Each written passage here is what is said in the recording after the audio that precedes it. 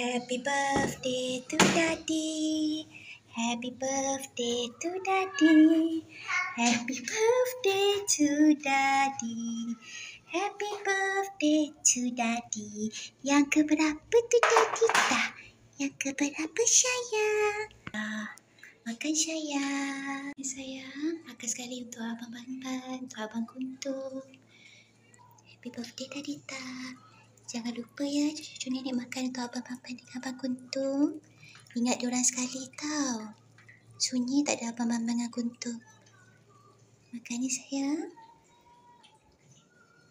Daddy punya special sikit. Daddy punya yang dalam tin. Yang diorang ni nenek belikan di dalam paket. Senang kan dia gravy. Lagipun cipi pun gigi dia takut nanti tak adalah apa terselit-selit kat gigi dia.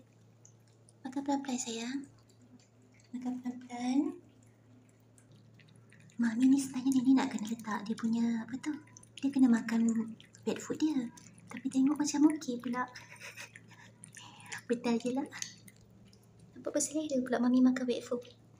Selalu dia tak nak makan wet food tu. Dia nak makan wet food dia yang baby tu. Cerita Tambi Atik makan.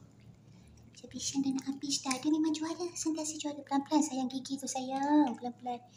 Daddy dia memang macam ni. Dia akan minum gravy-gravy tu. Air-air tu. Nanti lush. Daddy ni dia macam nenek. Dia makan 2-3 kali. Makan-makan sayang. Makan. Makan ni sayang.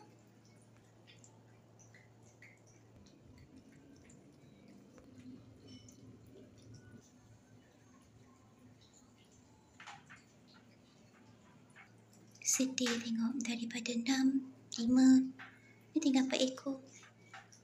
Abang tak sabar-sabar nak pergi dulu. Cepat sangat abang nak pergi. Kau tak boleh celebrate birthday dengan Daddy semua. Lawak betul Mami ni. Dia nak pula makan wet food tu. Mengidam sangat tu yang macam tu. Makan pelan-pelan.